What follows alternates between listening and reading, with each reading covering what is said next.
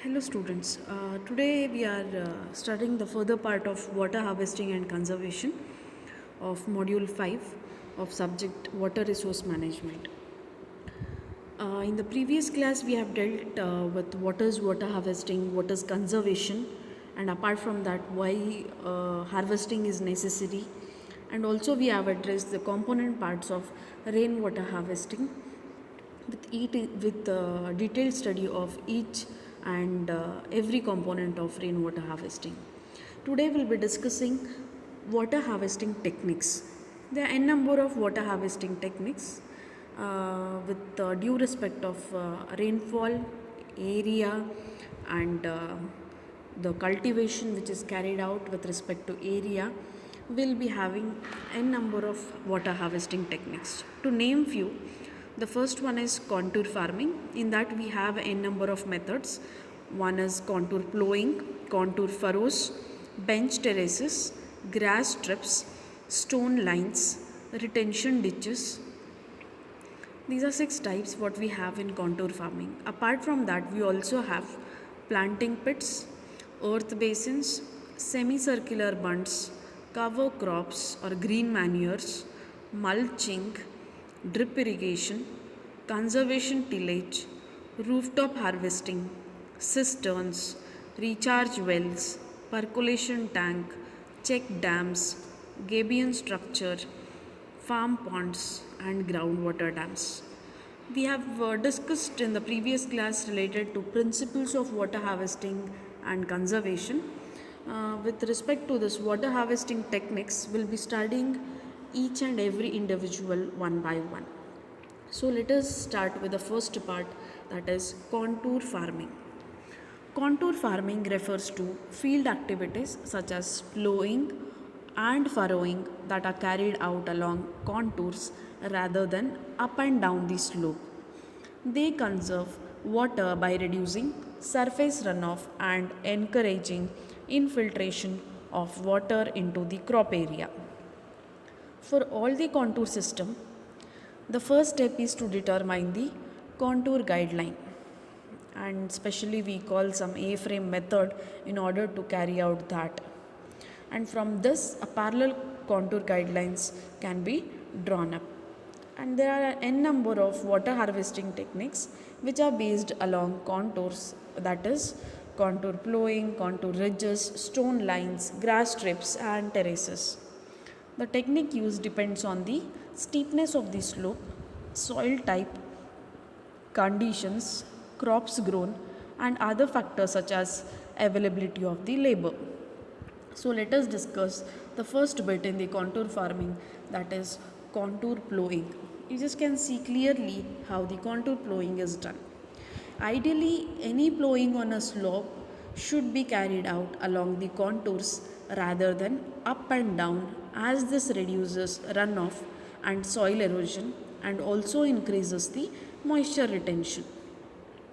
Contour plowing can be practiced on any slope with a gradient less than 10%, and on a steeper slopes it should be combined with other measures such as terracing or by constructing bunds or strip cropping, what we can say. It is not always carried out in practice because the shape and the topography of the field may be considered a more important factor in determining the direction of the plowing. So it is important to lay out contours properly, or they may be channeled with the water in order to increase the runoff. You just can see clearly the how ridges are made in the contour plowing in the image. And to summarize this contour plowing, the slope should be medium up to 10%, and soil not suitable for heavier soil types with low infiltration. I mean, it will be densely packed. Rainfall medium, not suitable for very low rainfall areas as the catchment area is limited. Structures may be breached by intense rainfall, and labor medium and may require some labor in order to maintain this. Many crops can be grown through this contour plowing. Coming to the next bit of contour farming, that is contour furrows. Contour furrows are small earthen banks, you just can see there, that run along a contour.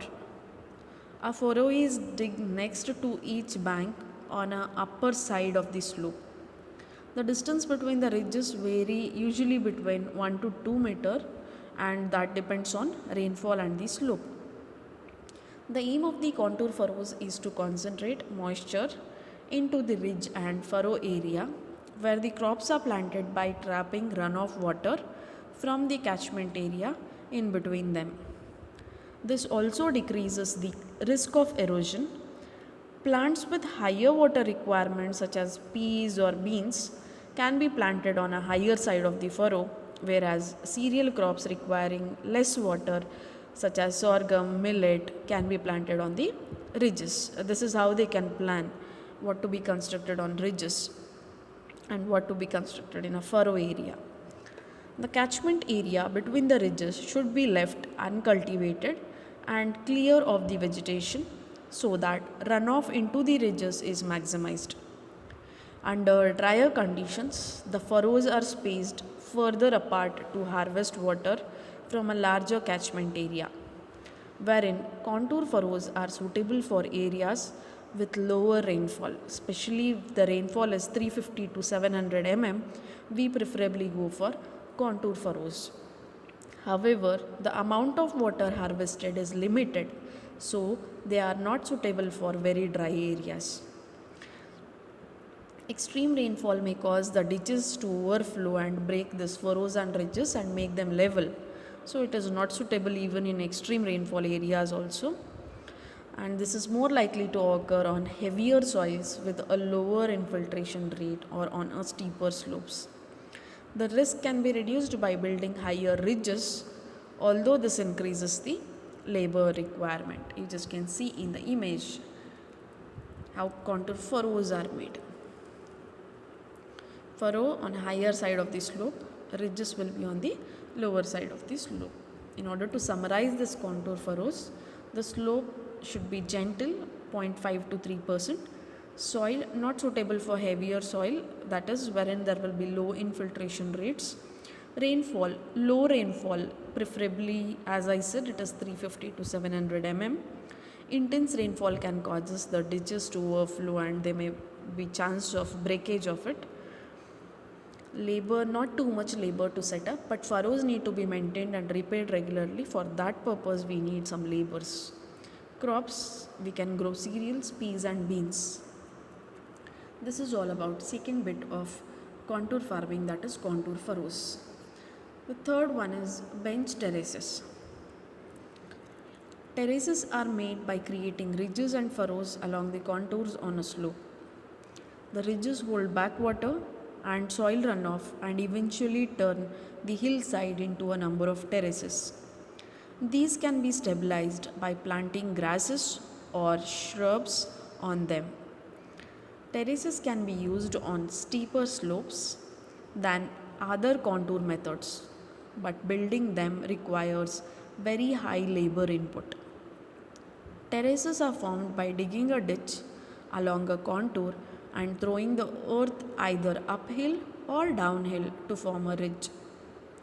Water is then stored behind the ridge. If the earth is thrown uphill, the terraces are suitable for steep slopes. If the earth is thrown downhill, there is a higher risk of ridges breaking due to the water pressure.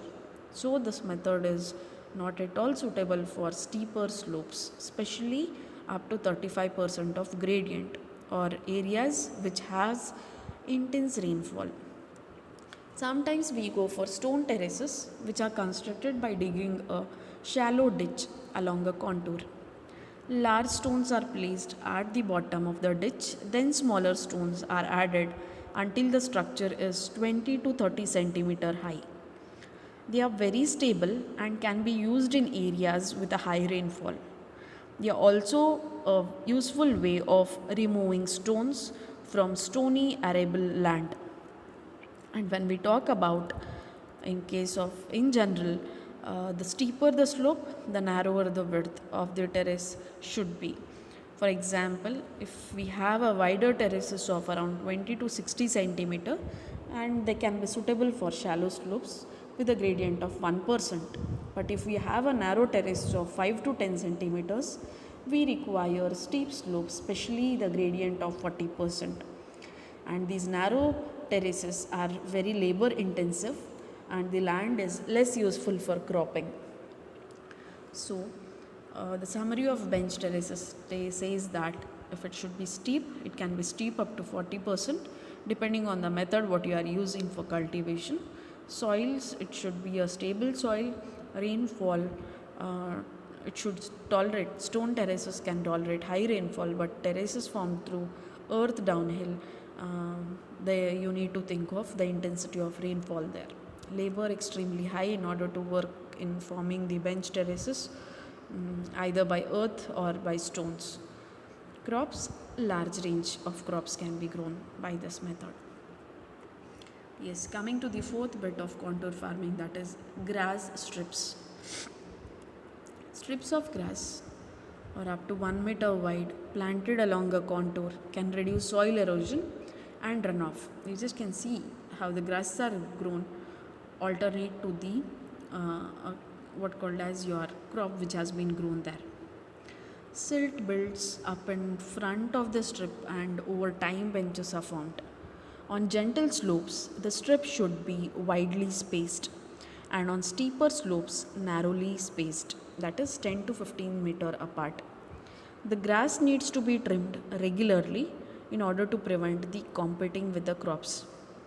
They had to be trimmed because many grass varieties can be used depending on what is locally available. For example, we have a number of grass varieties such as vetiver, napier, junia, guatemala grass.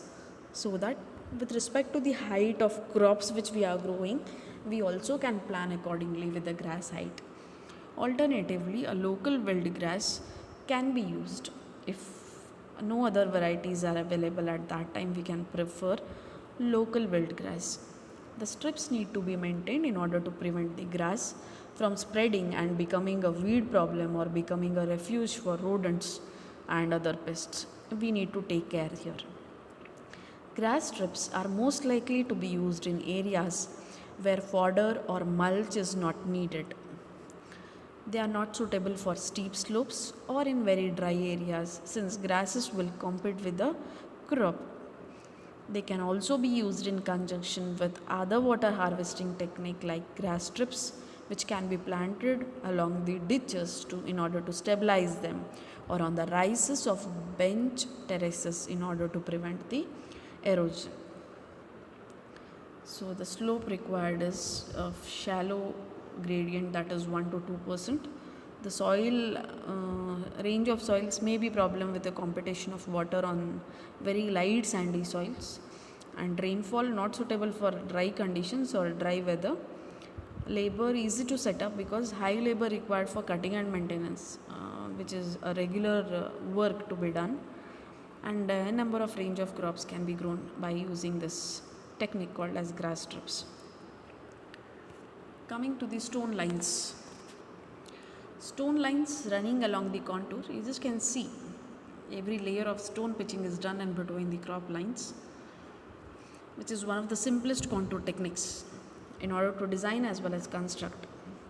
The lines of stones form a semi-permeable barrier that slows the speed of runoff so that the spread of water over the field and infiltration is increased and soil erosion is reduced or decreased. The lines are constructed by making a shallow foundation trench along the contour. Larger stones are then put on the downslope of the trench. Smaller stones are used to build the rest of the band. You just can see how they have built. The stone lines can be reinforced with the earth in order to prevent it from runoff or crop residue to make them more stable. Sometimes we plan for crop residues also in order to make them stable. When it rains, soil builds up on the upslope side of the line, and over time, a natural terrace is formed. The stone lines are spaced 15 to 30 meter apart or a shorter distance on steeper slopes. Stone lines are suitable on gentle slopes, especially of 0.5 to 3%, in the areas with the annual rainfall of 350 to 700 mm, and they are often used to rehabilitate eroded and abandoned land by trapping silt and are popular in dry stony areas. However, they may provide a refuge for rodents and other pests, but it is very useful for wide range of crops to be cultivated. The summary you just can see, not much so important. Coming to the last part of your contour farming, that is retention ditches. These work on a similar principle to contour furrows. You just can see the same thing, but on ridges and furrows there will be different crops grown. They are the large ditches designed to catch and retain all incoming runoff and hold it until it infiltrates into the ground, increasing the supply of water to crops planted in the ditch and reducing the soil erosion. They vary from zero point 0.3 to zero point 0.6 meter deep and zero point 0.5 to 1 meter wide. They are usually used on flat land where they may be spaced at 20 meter or on gentle slopes where the spacing can be decreased to 10 to 15 meter. And when constructing the ditches, the soil is thrown to the lower side to form an embankment that prevents soil from falling back in. This structure can be stabilized further by planting grass on it, on soils with lower infiltration rate, or on slopes at the ends which can be left open to allow excess water to drain out. And these retention ditches are commonly used in semi-arid areas for growing crops which require high water, especially for bananas it will be beneficial. They should be used on lighter, free draining soils that are deep, stable, and which are not prone to landslides. This is the summary of retention ditch which can be seen in this slide. This is all about contour farming, addressing 6 type of techniques in this. The second water harvesting technique is planting pits. Planting pits are a very simple form of freestanding water harvesting structure that are easy to construct. They consist of small pits in which individual or small groups of plants are sown. The pits catch runoff and concentrate soil moisture around the roots. Normally, the pits are 10 to 30 centimeter in diameter and 5 to 15 centimeter deep and are spaced about 1 meter apart. The earth removed from the holes, which you can see, is piled in a half moon shape along the lowest edge of the pit. Before planting, a compost or manure is added to the pit in order to improve the soil fertility and structure. Planting pits are particularly successful in areas of low rainfall, especially 350 to 750 mm, and are suitable for crops with low water demand such as sorghum or millet. They are more suitable for heavier clay soils which tend to form a cap and have poor infiltration. As digging the pit reduces the depth of the soil, they are not suitable for shallower soils. They are only suitable for gentle slopes which are less than 2% of the gradient, which is addressed in the summary of planting pits.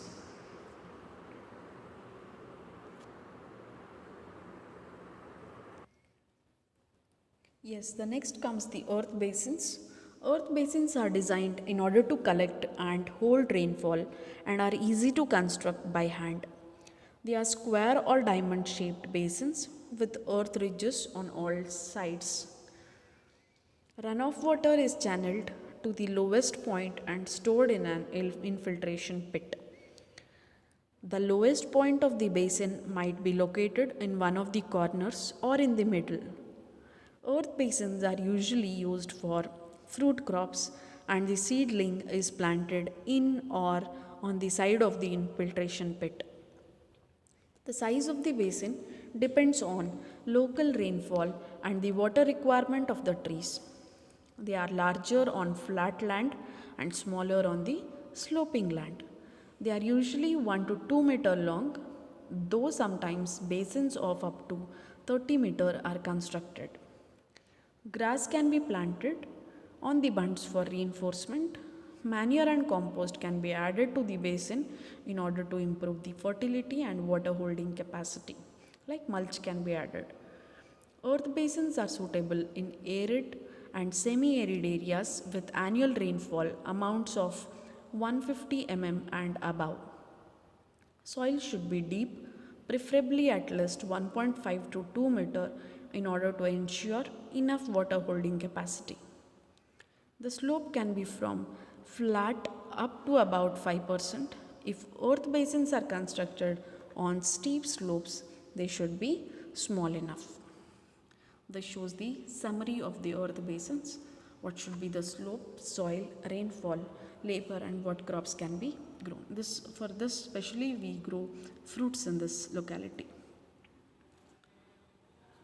Yes, the fourth one is semicircular bunds. Semicircular bunds are the earth bunds formed in U shape of the slope. The uppermost tips of U lie on a contour so that the runoff is collected in the lowest section of the U. A shallow pit is sometimes also dug in the section to help concentrate moisture. Their size varies from small structures, especially of radius 2 meter, used for fruit trees or seedlings, to a very large structure with a radius of 30 meter used for rangeland rehabilitation or fodder production. In this, bunds are constructed by digging out earth from within the area to be enclosed and piling it to form the bund. They should be constructed in layers of 10 to 15 centimeter, with each layer compacted before the next is added in order to ensure that they remain stable. They are easy to construct and reduce soil erosion. The bunds are arranged along a contour line in a staggered arrangement. You just can see in the picture here. This is the arrangement because water which spills round the ends of the upper hill will be caught by the lower down. Semicircular bunds are suitable on gentle slopes, normally below 2%, and uneven terrain in areas with annual rainfall of again 350 to 700 mm. The soil should not be too shallow or saline. You just can see the summary of semicircular bunds. Fifth one, cover crops or green manures. Cover crops are grown to protect the soil from leaching, erosion, and to improve the soil fertility. They build up organic matter in the soil, improve soil structure, suppress weed growth, and increase soil fertility through nitrogen fixation. They also reduce fluctuations in temperature and improve soil moisture. Especially when we go for legumes such as beans and peas or grasses, preferably we can use this. They cover the ground surface between a widely spaced perennial crop such as a young fruit trees, coffee sometime, cacao and oil palms, or between the rows of green crops such as maize, jowar or so. Cover crops are often combined with mulching. Cover crops can be source of food, fodder and mulch and may provide some cash income. However, they may also provide a refuge for rodents and pests. The cover crop should be of a slow growing variety in order to minimize competition for water and nutrients with the main crop. It should be planted as soon as possible after tillage to be fully beneficial. This can be done at the same time as sowing the main crop or after the main crop has established to avoid competition. The summary is provided wherein we need to think only of labor, wherein for cutting we require labors, and rainfall it is not suitable for dry areas. The sixth water harvesting technique is mulching. Mulching means covering the soil between crop rows or around trees with a layer of loose material, let it be of dry grass, straw, crop residue, leaves, manure, or compost. This helps to retain soil moisture by limiting evaporation, suppressing weed growth, and enhancing soil structure, reducing runoff, protecting the soil from splash erosion, and limiting the formation of crust. In addition, mulching reduces fluctuations in the soil temperature, which improves conditions for microorganisms. It is commonly used in the areas affected by drought and weed infestation. Mulch can be spread on a seed board and around planting holes, and it can also be applied in strips. Alternative row mulching is sometimes preferred to full mulching because it reduces the fire risk. It is most effective if applied at the start of the rains as it intercepts and increases water take up. But it is frequently more practical to mulch towards the end of the rains when grass is available. When crop remains are used for mulching, nutrients and are released more slowly so that more manure or fertilizer has to be applied. Weeds can be a problem if some grass species are used, and mulches can provide a possible habitat for pests and diseases. And use a mixture of fast and slow decomposing material and break large pieces of crop residue before application so that it sustains for a longer period. Grass should be dried before applying as this residue the chance of it rooting. The mulch layer should not be too thick, otherwise the soil underneath heats up. If lots of straw is used, this can lock up the nutrients in the soil. The mulch can be covered with a layer of soil to protect it against the wind. You can see how they have made. Very difficult to apply on steep land. You can see the summary here with respect to mulching. The next technique is drip irrigation. One of the best technique, what they say. Drip irrigation can conserve water, especially when used in conjunction with the rooftop harvesting. The principle is very simple. Water seeps slowly out of a small holes in a pipe on the soil surface is a drip irrigation. And usually these holes are normally located close to the plants so that the water is targeted directly to the root zone. Drip irrigation comes in many forms, but at its simplest can be constructed by puncturing a piece of garden hose at intervals and connecting this to a water supply. A very simple method. The end furthest from a header tank should be the closed off. For smaller areas, the pressure from a header tank should be more than the adequate in order to operate the system. Larger areas which require a longer length of tubing may need to be divided into sections and irrigated at different times. Separate set of tubes with different hole spacing may be needed in order to match the different crop spacing.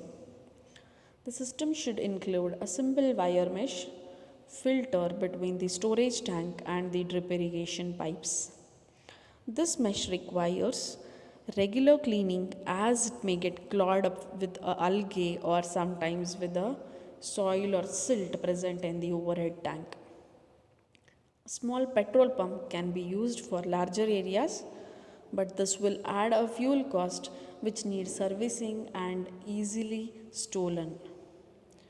The main advantage of a drip irrigation system is that the water is targeted directly to the root zone, so applications can be closely controlled.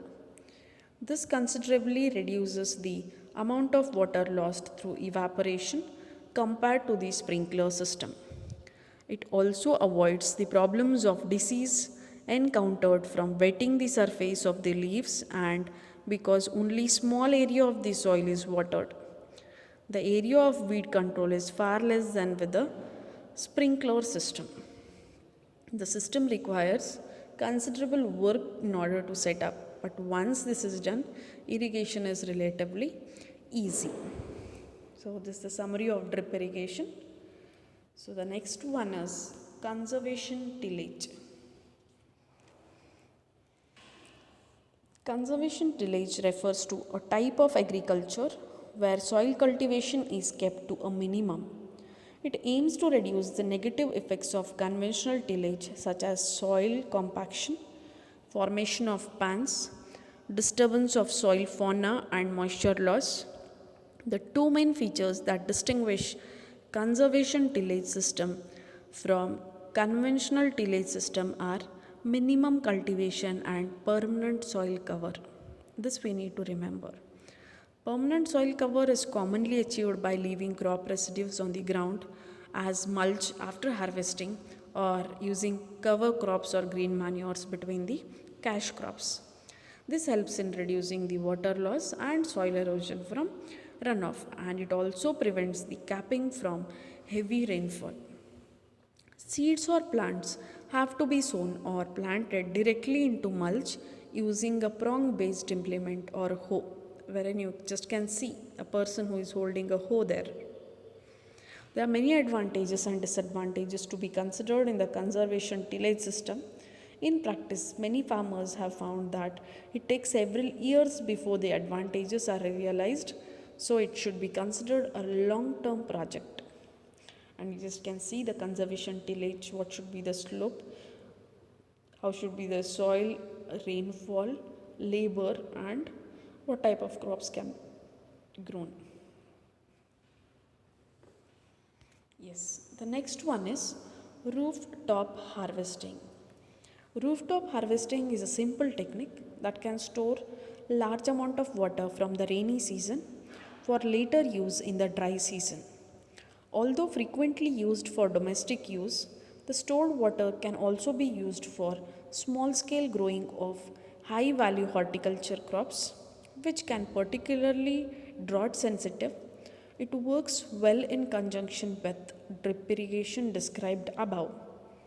That is with respect to the what called as how external catchment can be done in the previous slides what we studied. The technique is simple. A runoff from sloping roofs is collected in plastic gutters or any kind of gutters with respect to the thatch what we have provided, then diverted down through a pipe into a storage tank. Covering the tank with some sort of temporary opaque cover, it might be a black plastic or it can be any tiles or so, which is essential in order to prevent the growth of algae and that may clog up the system. The height of the tank will also influence the operation and building. A tank at the ground level is easier to build and may have large storage capacity, but when water level in the tanks are low, the low output pressure may restrict further operations. A pump may be necessary to allow irrigation system to work, which is an added expense in fuel and maintenance. Raised tanks such just below roof level have the advantage of a greater head of pressure but require more structural work to build, and this may also restrict the size of the tank. So slope not applicable, it requires level ground. Soil is also not so important because it can be constructed by any other means. Rainfall, it depends on the storage capacity what we have designed. Labor quite low because once we construct a tank, it will be a natural flow from the roof to a container or reservoir. Crops likely to be restricted for higher value horticultural crops because the water storage capacity is the final thing which decides the crops to be grown.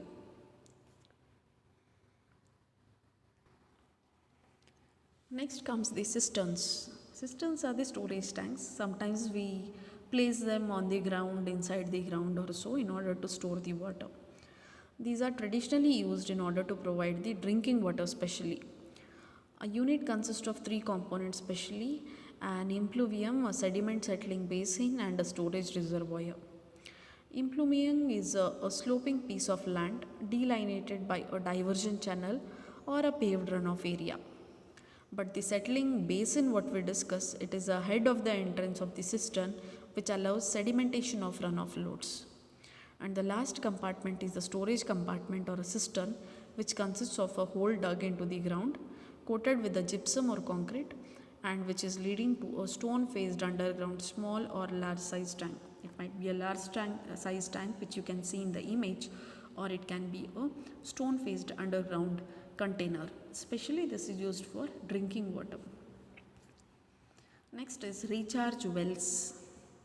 Basically, it is the direct opposite of a pumping well.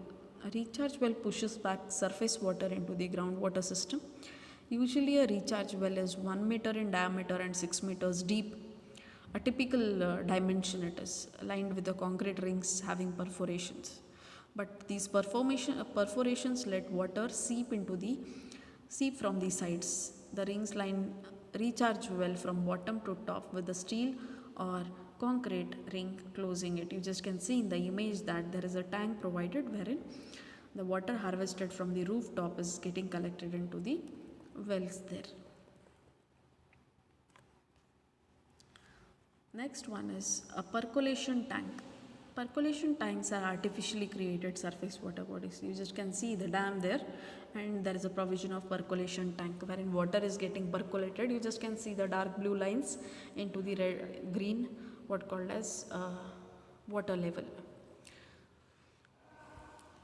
This percolation tanks are artificially created surface water bodies submerging a land area with adequate permeability to facilitate sufficient percolation of impounded surface runoff to recharge the groundwater. These have come to be recognized in a dependable mode for groundwater. In order to recharge, especially in the hard rock terrain covering 2/3 of the country. The hard rock areas with limited to moderate water holding and water yielding capabilities often experience water scarce situation due to the inadequate recharge or indiscriminate withdrawal of the groundwater and mismanagement. Because when we encounter with the impermeable stratum, there is no provision of recharging the water there. So we need to plan for percolation tanks, which is just above your hard strata. Check dams. Check dams are also called as cement plugs or nala bunds. You just can see a nala bund in the image there, which are constructed across small streams having gentle slope and are feasible both in hard rock as well as alluvial formations. The site selected for check dam should have sufficient thickness of permeable bed or weathered formation in order to facilitate the recharge of stored water within short span of time. The water stored in these structures is mostly confined to stream course and the height is normally less than 2 meters.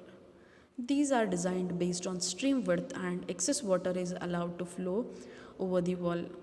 In order to avoid scouring from excess runoff, water cushions are provided at a downstream side to control the maximum runoff in the stream. Series of such check dams can be constructed to have recharge on regional scale. The next comes a gabion structure. Gabion structure, you just can see a wire mesh which is holding your boulders. This is a kind of check dam only, which is commonly constructed across small stream. This is constructed in order to conserve stream flows with practically no submergence beyond stream course. The boulders locally available are stored in a steel wire mesh and are tied up in the form of rectangular blocks. This is put across the stream to make it as a small dam by anchoring it a stream banks. The height of structures is around 0.5 meter and is normally used in the streams with a width of about 10 to 15 meter height. The excess water overflows the structure, storing some water to serve as source of a recharge. The silt content of stream water is in due course is deposited in the interstices or the boulders to make it more impermeable. These structures are more common in Maharashtra, Madhya Pradesh and Andhra Pradesh. Next is farm ponds. Farm ponds are small tanks or reservoirs constructed for the purpose of storing water essential from surface runoff. Farm ponds are usually useful for irrigation, water supply for cattle, fish production, etc. And preferably you all can see farm pond in each and every agricultural land which is more than about an acre. And last comes our groundwater dams. These groundwater dams are also called as subsurface dikes. These are basically groundwater conservation structures and are effective in providing sustainability to groundwater surfaces by arresting subsurface flow. A groundwater dam is a subsurface barrier across stream which retards the natural groundwater flow of the system and stores water below ground surface to meet the demands during the period of need. The main purpose of groundwater dam is to arrest the flow of the groundwater out of the subbasin and in order to increase the storage within the aquifers.